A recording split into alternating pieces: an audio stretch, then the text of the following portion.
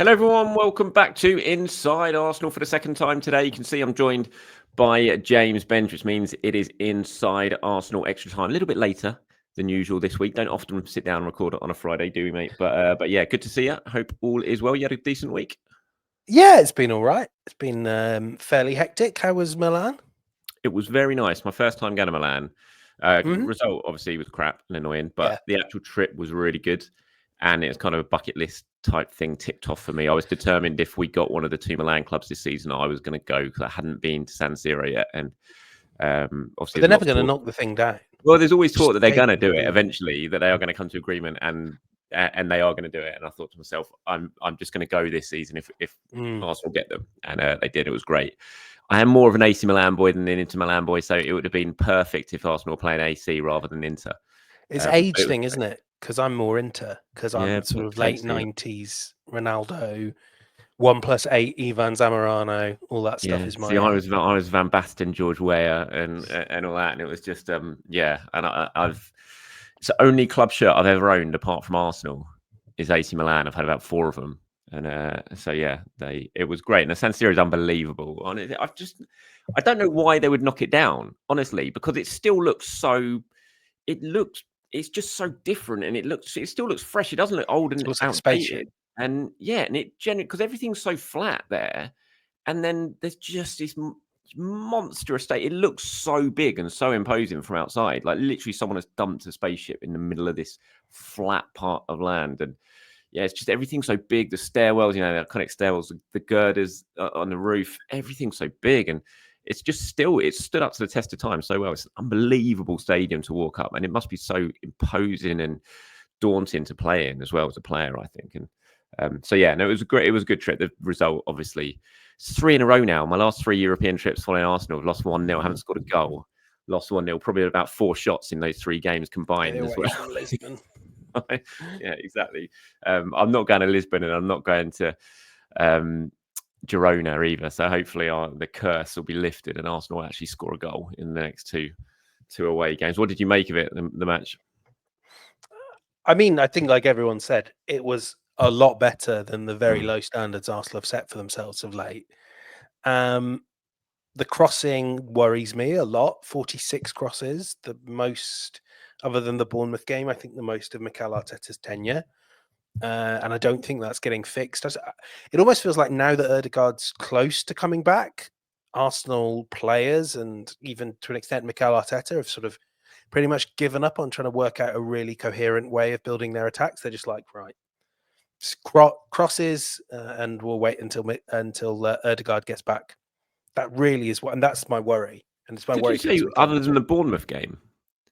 Not the Bournemouth game where they lost 2-0. The Bournemouth game. I was going to say, I was like, surely they didn't have more crosses in that 2-0 Bournemouth game. Well, the Reece Nelson game, they had more crosses in that game. Yeah, because I mean, it makes sense, doesn't it? That by you're chasing 2 goals down. Yeah, I suppose the ball is constantly in the Bournemouth. Like that one, actually, it was sort of crosses and lots of other things. But by the end, it was like hurl the ball in the mixer, and one of them bounced. And like quite a few of Arsenal's might have bounced more favourably. What did you think about? I mean, I think there's no point discussing the penalty that was given against Arsenal. It's consistently stupid, but at least it's consistent. But what did you think about the one Arsenal didn't get? I think it's a penalty. I don't know how that can't be a penalty. He punches him in the head. Marino gets there first and he punches him in the head. If you're out on the field and you get there first when the ball's loose and someone cleans you out your foot, it's a foul. So why on earth a goalkeeper comes out totally out of control like that, misses a ball and just punches a guy in the head? I don't get how it's not foul. I really don't. And I agree. The other one, at least you can accept it because it's European competition and that 99 times out of 100, as stupid as it is, that is going to be a penalty. And so as soon as, I was miles away, so high up as well. And I could still see that was going to be a penalty in real time. There was a league, it was PSG earlier in the season, actually. A similar thing happened at the PSG game. When Arsenal won 2-0 at the Emirates, there was a handball about 15 minutes from time in the penalty area, and Arsenal player did it. And again, that was right in front of me. And I just thought that's going to be a penalty because of the rules. Oh, and they yes, didn't give that one.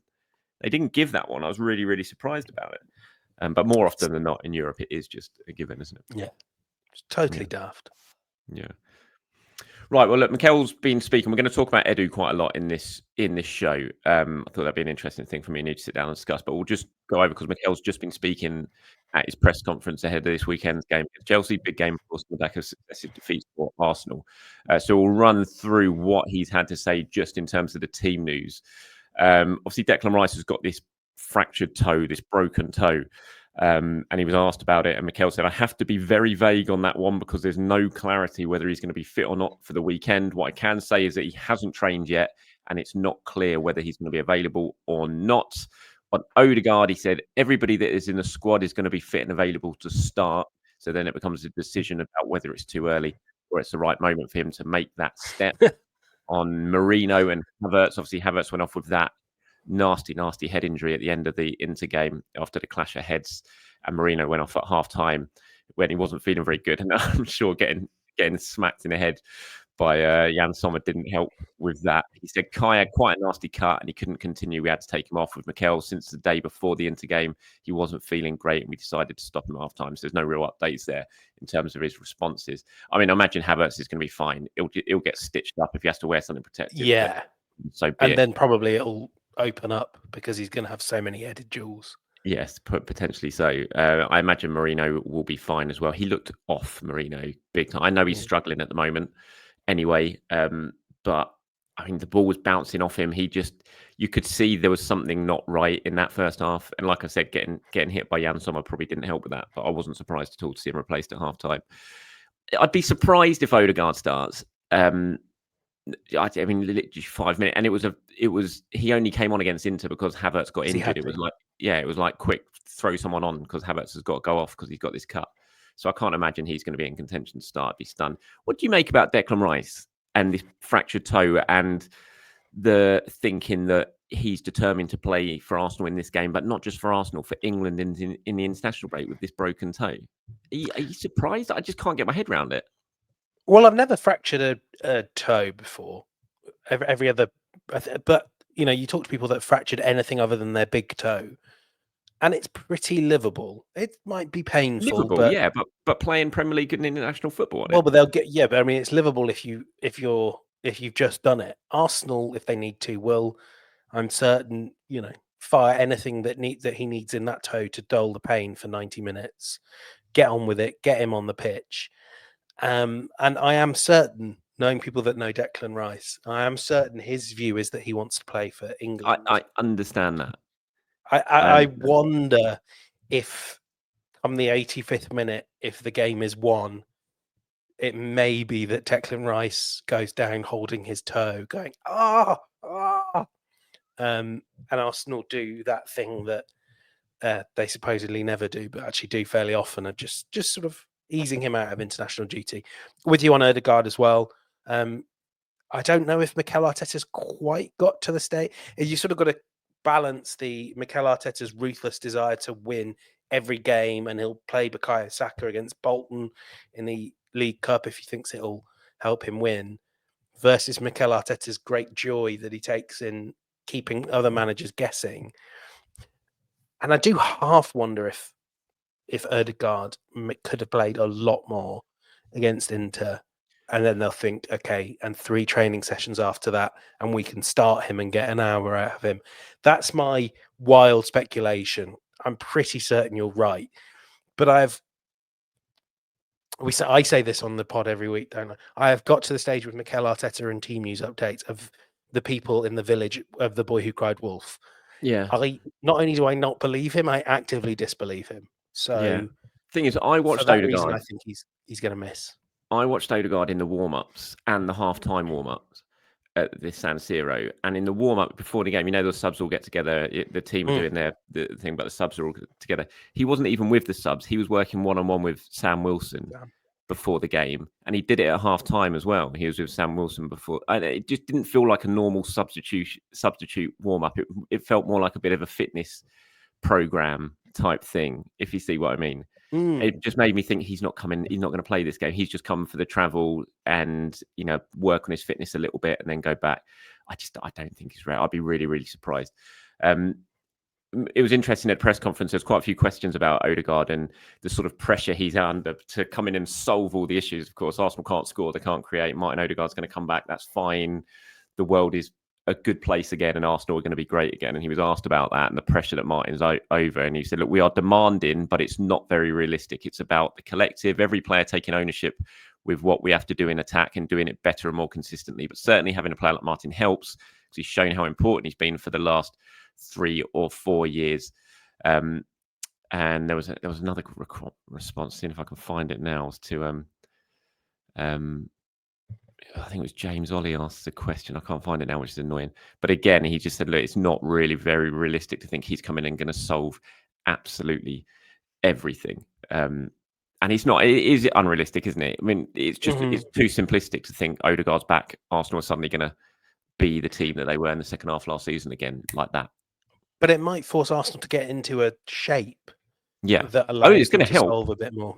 Yeah, it will undoubtedly help. But I think to expect the first time you see him start a game that Arsenal are going to be fixed, I think is a little bit too much to expect. No, I think it's on the manager. I think he's been. I like the 4-2-2 for a while, but I think he's been flogging a dead horse, frankly. Yeah, I agree. This pair of false nines. Everyone sort of says, "Oh, Havertz is in midfield." He's not. It's front two, and they're not creating. They're dropping off the front, but no one fear like the inter defense aren't going to fear Trossard or Havertz dribbling at them. They don't fear that they can play the pass, so they sag off them. Makes it even easier to triple team or double team Saka and double team Martinelli. And you get absolutely nowhere, and you hurl crosses into the box. And I think whatever Odegaard's fitness and whatever his form, Arsenal have to come up with ways of sort of offering some central creativity, or even some on the right at the widest point of the pitch, so that they can really pull these defenses out of shape. And Chelsea's defense, I don't think would take that much. They're good, but they're not Inter, they're not Newcastle when they want to be, and they're a goal up. But if you've got Saka there and Ben White stood 10 feet behind him, and Declan Rice stood, or Thomas Partey or whoever stood 20 feet off, and no wonder Mikel Merino's playing badly, because it's almost like he's playing the Granit Xhaka role, but there's no one really behind him, and you can't kind of quite trust Partey's pace. The system isn't working, and I think Arteta, because of Odegaard's imminent arrival, hasn't really looked to fix it. But I think it needs to be fixed, and I'm sure that's why you've brought up the young lad we see there. Well, he was only on for 10 minutes against Inter, and he created the one sort of central piece of play within 90 minutes where he lost his man, dropped the shoulder, lost his man. He'll be disappointed with the shot. I think he probably thinks he should have got that on target because of the quality he's got in his left foot. But it was just that one little instance out of the whole 90 minutes where it had all been kind of horseshoe, cross cleared. That was one moment in the central areas where a little moment of skill and technique just opened up Inter a little bit and created that chance. And he was only on for 10 minutes. And it is bizarre, I find, that he has not played more in this time when Odegaard is in. I know he's young and everything like that, but I still think there was an opportunity there, because every time pretty much that he's been on the pitch, barring maybe the late appearance against Newcastle when it didn't really make too much difference. But aside from that, every time he's been on the pitch, he looks like making something happen, and he's not overawed by any occasion. He wasn't overawed by San Siro, and Inter Milan. He tried to do what he always does in that game. And obviously there's people, I'm not going to really go through these, from Callum and Demouthed or is that Jedi? Demouthed Jedi. But you guys can read it on the screen if you're watching. But it's just, there was so many questions about Ethan, and it's just been a consistent theme while Odegaard's been out of, like, is he going to play? Is he going to play? And there was definitely opportunities to start him. Again, I'm not saying start him every game, but there was definitely opportunities for him to start in this game. And you look at what he could add to this team at the moment when they are goal shy and the creativity is lacking. It does feel like Arteta's missed a trick for whatever reason it is. He's decided not to do it. Yeah, I completely agree. I don't like saying this. I know people bring up Cesc and they bring up Jack Wilshere different times, and even Fabregas and Wilshere to an extent. He came into the team and then they shipped him out to Bolton for a year. These guys were eased in, but Arsenal didn't give themselves the wiggle room to ease Nwaneri in this sort of circumstance. You know, they gambled on Martin Odegaard not getting injured all season, and I barely understand why that was. He never got injured, but they gambled on it, and the gambles backfired. They tried another system. That's not working. I think plan C here probably has to be do plan A with different personnel. And I think the frustration then is because he didn't play against Bournemouth away, for instance. I feel like it's the same conversation we had when we were talking about him playing away to Spurs or away to City. I'm like, I don't want to be advocating for Nwaneri starting and maybe having a really rough game like Mikey Moore did, and suddenly you feel like their development, their potential has slowed a little bit, and it's, you know, you can't overcome that bad first start in the Premier League. But I also feel like Edu and Mikel Arteta kind of didn't really leave themselves a choice but to do this. And, you know, now that plan B is not working, the only options I see are drop Trossard for Jesus or drop Trossard for Nwaneri. Can I give you some Trossard stats? Last 5 games, I'm sure you know the goals and assists are at 0 each. From open play, 2 chances created, both against Inter. 5 shots, 4 of them against Shakhtar, when they were not good shots either. Has he made a goalkeeper? No shots on target. I know you don't love it, Charles, but 0.33 expected goals over 5 games, or maybe 1 expected assist, if that, less than 1 expected assist from a player that's supposed to be playing as a centre forward. I mean, that's not good enough. No. And Trossard will come good. Don't doubt that in my mind. But if players aren't playing well enough, they do need to be dropped. Yeah, it feels like Trossard should have been taken out of the team at least a couple of games ago on this current form. I agree 100%. But for whatever reason, he's not. And it's been really, really confusing. I mean, do you see any way that Nwaneri starts at Stamford Bridge? No.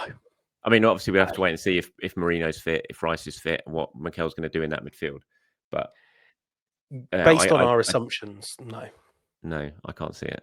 So what would you do at Stamford Bridge then? What would you do? Because he's surely got to change. I don't think you can't surely play the same setup and the same team again after what you've seen, even though he was very much talking up the Inter Milan game, and he did it again in his press conference in terms of the performance of the team, which I think is pushing it. I think they played a lot better than they did at Newcastle, but I don't think they were outstanding. I think Inter relatively comfortably kept Arsenal at bay in that game.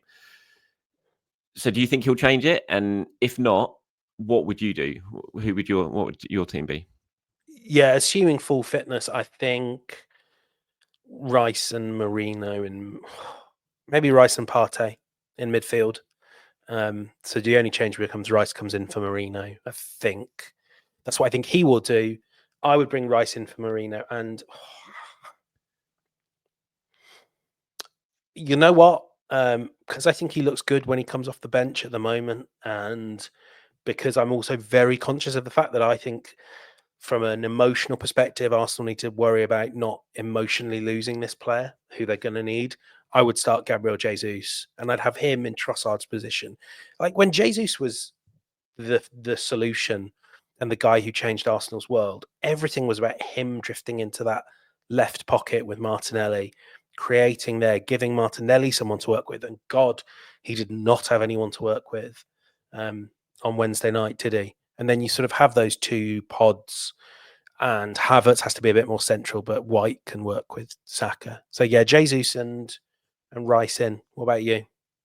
Yeah, I think I'd play Jesus in this one. I've got to say, Rice. I would bring Rice in as long as they're confident that they're not going to wreck him for the season by doing something stupid. So if they're confident he can make it and without doing any lasting damage, I'd bring Rice back into the team.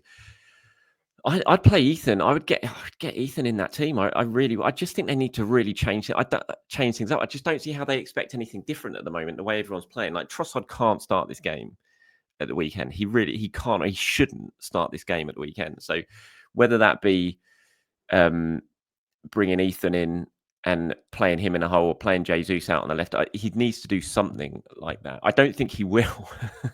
I wouldn't be at all surprised if Trossard starts this game again, but I don't think he should.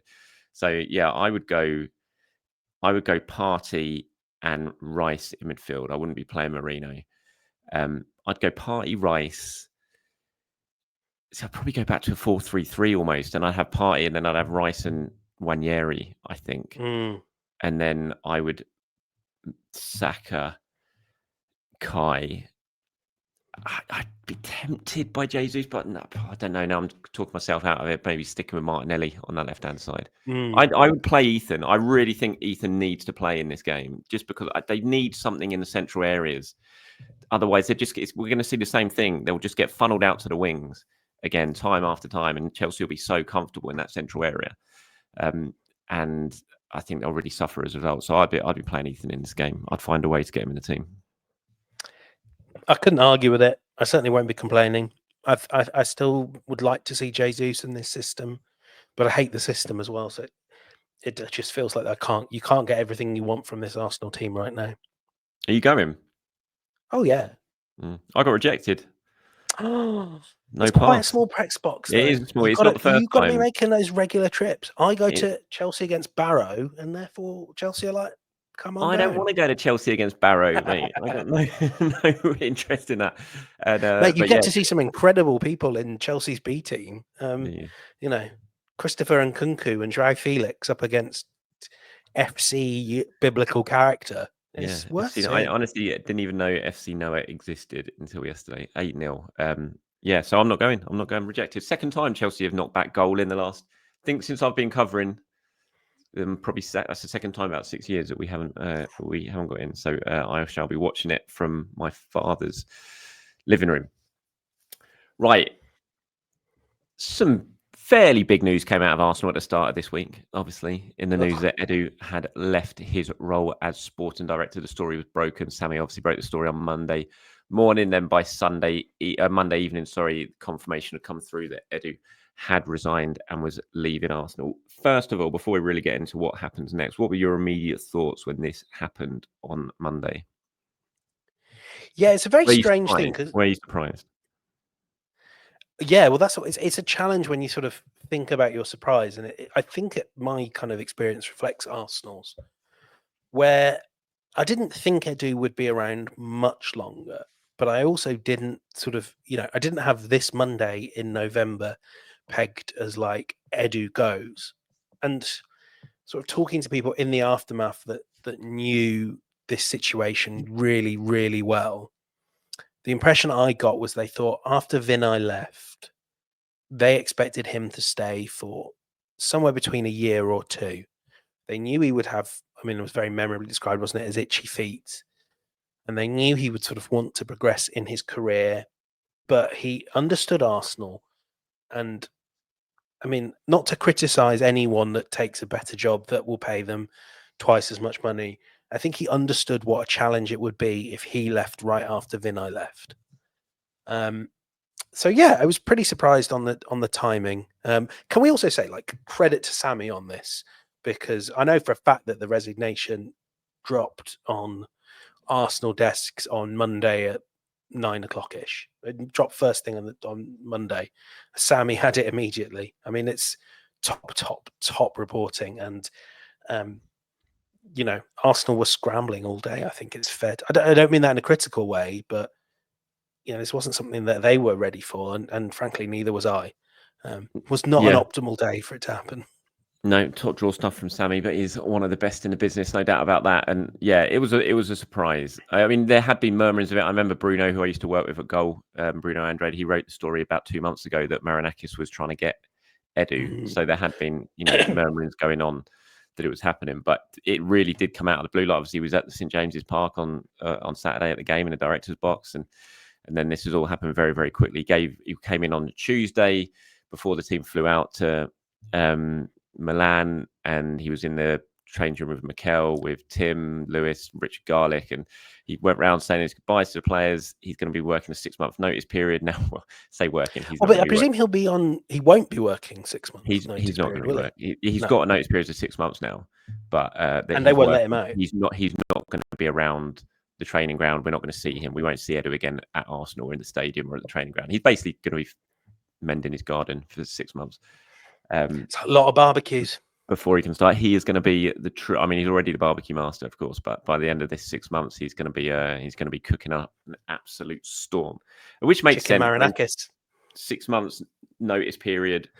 You think when you got January transfer window coming up, of course, and it just makes sense because initially when this story broke, and this says how much Arsenal scrambled around, I could not get a firm answer on whether he was even going to have to serve a notice period. Yeah, on Monday night, I didn't. No one knew.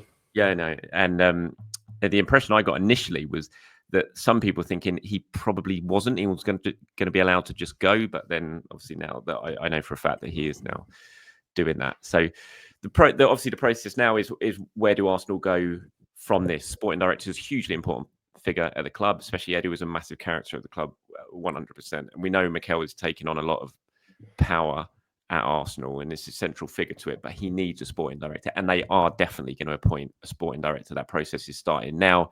I don't think this is going to be a short process. I'm not expecting an appointment straight away. I think they're more than happy, from conversations I've had, for this to go up to sort of 6 month period. They just want someone. They ideally want someone to be in place before the end of the season, so before the start of the window actually opens. But they are more than happy to bide their time and make sure they get the right guy, and they are going to scour the world. It's not necessarily going to be someone who's already working in the Premier League. They're going to scour the world for it. So how important do you think that at Arsenal specifically, a new sporting director is going to be in the way that Arsenal operate at the moment? Yeah, critical. I think a lot of people really underestimate Edu. Do you know what it comes down to? Every time Arsenal sign a player, someone will tweet out the blindingly obvious fact that Mikel Arteta has had a telephone call with them. And everyone will think then that Mikel Arteta is the one that has signed the player and that Mikel Arteta has been the one doing what, frankly, is the hard part, I would say, getting, especially if you're talking someone like Declan Rice. And I know that, no, actually, Declan Rice is a bad example because you had to convince him to come to Arsenal over Man City. But pick a player. Please tell me a player. David Raya.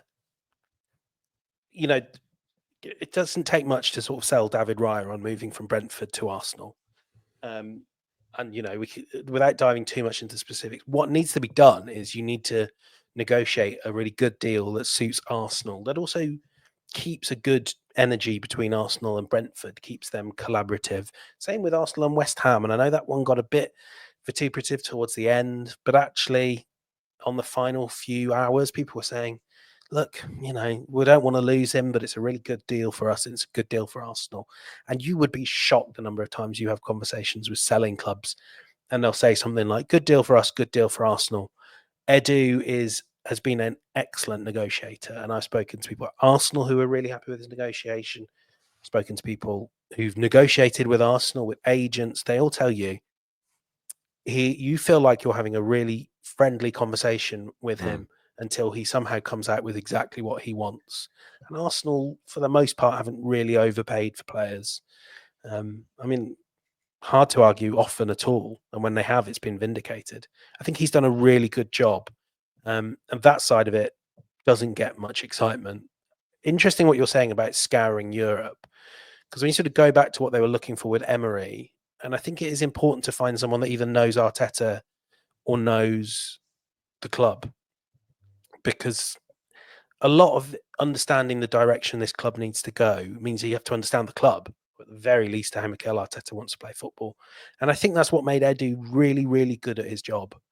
I don't think that has to be a necessity, though. I think you're limiting your potential targets if they have to have a connection with the club. You're basically then saying, right, we've got to go and get Thomas Rosicky, who they might well end up getting, of course, because he's a sporting director at Europe and he's connected to Arsenal. He knows Arteta, so they might end up with him. But I think if that is your sole focus, I think you're totally limiting yourself, aren't you? A lot of people know Mikel Arteta, Leonardo.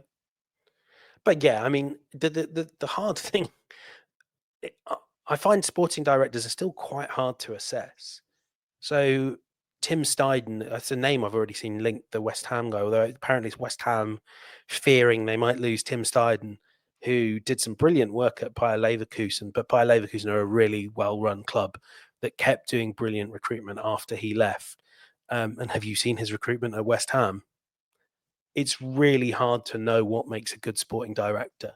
And it's not one I think you can sort of. When Unai Emery looked like he might go, it was very easy to just know, like, good God, don't appoint Jose Mourinho. It'll be worse. Or don't appoint Antonio Conte. He doesn't suit the character of this club. I just don't know with sporting directors that you can judge them until they're 6-12 months into a job. But that's on the outside. On the inside, you have to find a way to do it. And you have to take time on the process, but you have to realize that if you look at Liverpool, they basically took 2 years of sort of rotating their sporting director. And in that time, no one was really as on top of contracts as they should be. And for all their on-field success, Mo Salah, Virgil van Dijk, and Trent Alexander-Arnold are all in the final 12 months of their contracts. And you say this all the time. Saka and Saliba this summer, 2 months, 2 years, sorry. 2 months. I'd be 2 months. Woo! 2 years. Like, they need to get nailed down this season. And especially with someone like Saliba, I guess, where there's maybe more potential for doubt. And I know I'm rambling here. I'll stop in a moment. But you need to make sure you've got a structure and a system in place, both in the interim, but especially, like, you can't take your eye off the ball. You can't be focused on getting the new guy. And, if you're Richard Garlick, not getting Saliba's pen to paper. Yeah. I think Arsenal feel like they're in quite a good position with contracts because of the work specifically that Edu has done in that. But yes, Saliba and Saka are the two that sort of stand out. In terms of Edu and how he'll be missed, I think you made a really good point there in terms of his sort of personal skills. And when you look at Arsenal and you look at say they go into these meetings with the Premier League and stuff like that, and you've got Mikel Arteta, who is quite a prickly character who rubs people up the wrong way very, very easily. Tim Lewis, who again is obviously a very good lawyer, has been very, very successful, but probably not the sort of guy you throw into the room to really smooth things out and open things up with the way he talks to people. But then you throw Edu in there, and you've just got the complete sort of yin and the yang to maybe those people at Arsenal. And then Edu, this really highly personal guy who, like you said, every conversation feels really, really friendly and like you're a friend with this guy. And he makes you kind of agree with what he's saying just because of the way he acts. So I think he's brought an awful lot to the table. And I think it was you I saw tweet that you're like, at the end of the day, when you're assessing Edu's done, are Arsenal in a better position now than when he took over? And they undoubtedly are. Obviously, Mikel Arteta is a key part of that. So is the ownership group, to give the Kroenkes credit as well. But Edu has played his part in taking Arsenal to where they were when he started to where they are now. I mean, it must be remembered, he wasn't even Arsenal's first choice to come in. Monchi was literally, Monchi was going to be here. He was virtually done. We're talking about contract length. He completely shocked the whole club. The club thought he was done. And then suddenly it was like, I'm not coming. And it was like, oh my God, we got to start the process all over again. And so they went out and got Edu. So, that was a sliding doors moment. In another world, he didn't even come to Arsenal in the first place. I think with the process now as well, it is difficult because most of the best sporting directors, or like you said, that you can assess are the best in their current roles, are working for clubs. And you have to, it's not the easiest to get them out of it. There is gardening leave and negotiation and all that sort of stuff if you do end up hiring someone. So it's going to be a slow process, I would imagine, when it comes to it. I mean, we've seen shouts for Per Mertesacker, seen shouts for him. Someone here saying get Big Benge. Obviously not going to happen. And it just won't happen at all, Mr. Gunas. But he would be. Arsene Wenger would be such a bad technical director.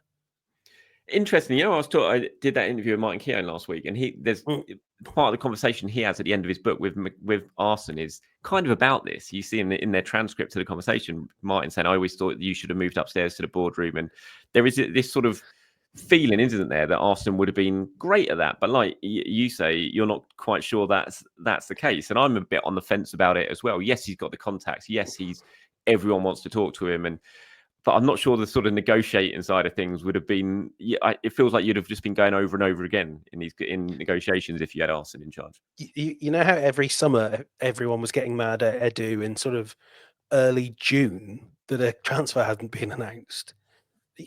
Arsene Wenger wouldn't be spending a penny until he had to, a penny more than he had to, until Mikel Arteta was hammering down his front door. What about Per? No. It would be interesting. I think with Per, you have to really then pivot to not necessarily like a strategy of like Hale End forever, so to speak, but you're going to need to exploit Per's qualities as his post football playing qualities. And would you then look for to sort of build this really young squad and become maybe sort of a Borussia Dortmund of the Premier League, still competing for titles whilst also bringing players in young, moving them on? I don't know. I don't know, because I mean that's also seem to remember completely different skills. I seem But to he's remember good that at what he does. he does have an ambition to be a sporting director, and there has been whispers of clubs in Europe sort of thinking about him, considering him when a sporting director role has come through. I don't look at. I think Arsenal have had so much. After a period of good stability, they've had a lot of upheaval in the last year or so. And if you're taking Per and moving him out of the academy, then you've got to appoint an academy manager as well. I think there's, again, a lot of upheaval there. Obviously, Jason Ito's taking over now. He's going to be an interim charge for the next. He's going to do January.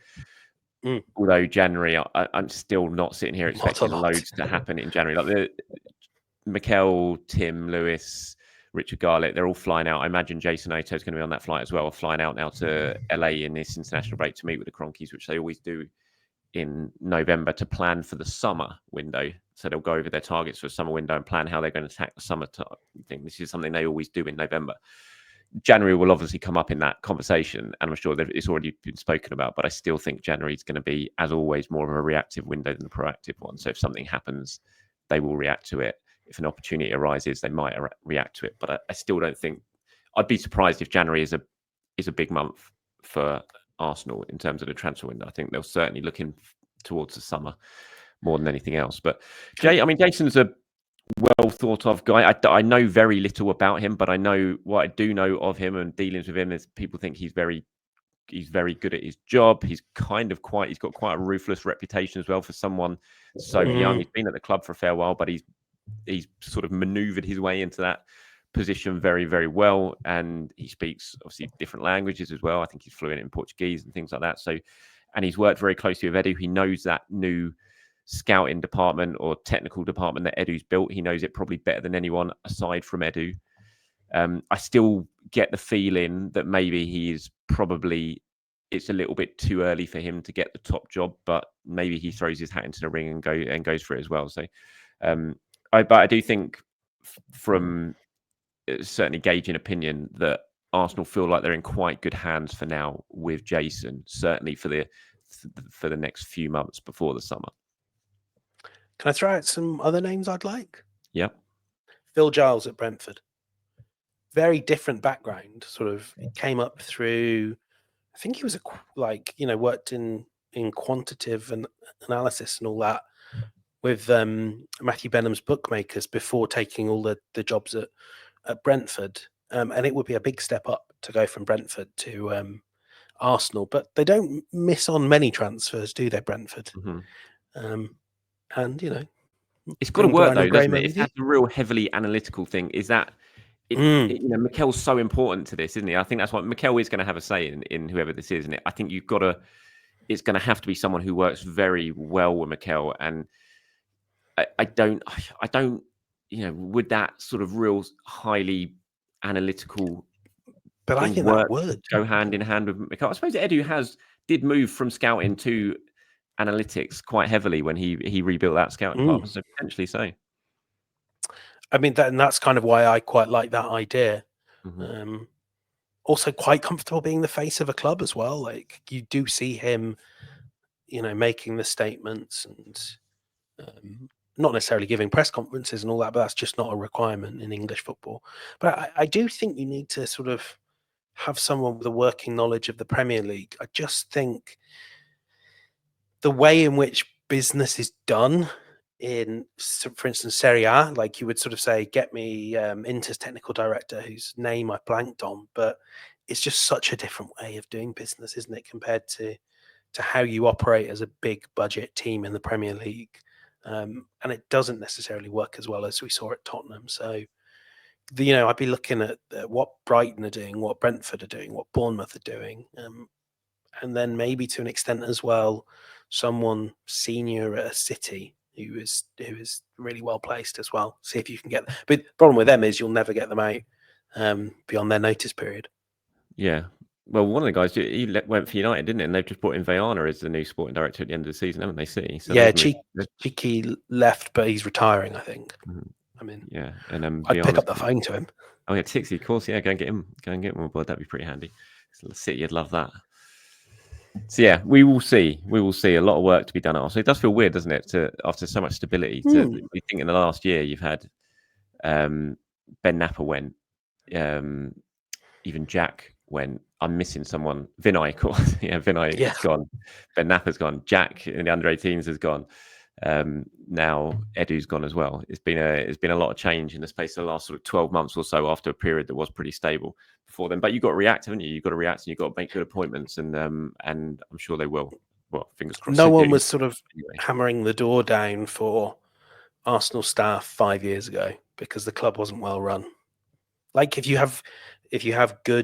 appoint good people, then other people notice that and they get stolen from you. You have to trust you can appoint good people again. Yeah. Just on that, and before we go, this will be the last bit. Are you surprised that Edu's gone to Forest? Well, not Forest, but the Marinakis group. You know, it as much as it is obviously a very good job, and it is much better money than Arsenal he'd be getting at Arsenal, and you are overseeing at least 3 clubs in the portfolio now, potentially more as well. It sounds like they're trying to expand and get other clubs as well. But it is still a group with, no disrespect to Forest for what they, obviously European champions of the past and all that, but still they're not that now. And Olympiacos, and it does feel like, maybe it's because we're in the Arsenal bubble, but almost a bit of a backward step rather than a forward step, because you're not going to a Barcelona or a Real Madrid or a Man City or something like that. You're looking after Olympiacos and Nottingham Forest and Rio Ave and potentially another European club. Are you surprised that he's done it? Yeah, I am in the end. I mean, the other side of it as well is, someone's going to offer you to pay you two times your salary, but sticking within the realms of entirely what is public knowledge. I mean, are you certain that you're going to still be employed by Evangelos Marinakis in 18 months' time? I know that he has done he and his staff have done brilliant work at Forest of late, but he's famously a combustible personality, and I still am. It would be an interesting job, but I don't see what the ceiling for that is. It's Olympiacos in the round of 16. It's Forest in the Europa League. I think it's a pity, especially if you're Edu and you've been so laser focused on kind of making Arsenal a bit more like the Arsenal you remember, to go before the job's done. In a way that's very different, I think, from someone like Vinay, where it was about getting them back on an even keel financially, sorting all that. Edu, it was about, let's turn this team into a team that's like the Invincibles and like 2001-2. And he's kind of left before that job's done. It's a pity. Yeah, it is a pity. Something tells me we might see a fair few Kia Jarabchin players go to the Marinakis group in the coming years, but we shall wait and see. Willian's back for his 5th Premier League club or whatever it'll be. Yeah. Well, look, that's it for today, mate. I know you've got to jump on the road now and head off somewhere in the joys of Friday evening rush hour, so I'll let you get off to that. Thank you, everyone, for watching and for listening. As always, I'll be back in the morning to do the usual show, looking ahead to the game against Chelsea. You want to get involved in that? Give me your starting 11s that you would have. Let me know in the comments below. I'll pull some of them together and get them included in tomorrow's show. Until then, have a great day, everyone. Thanks, mate. I'll speak to you soon. Have a good weekend. Speak to you soon. Bye-bye. See ya.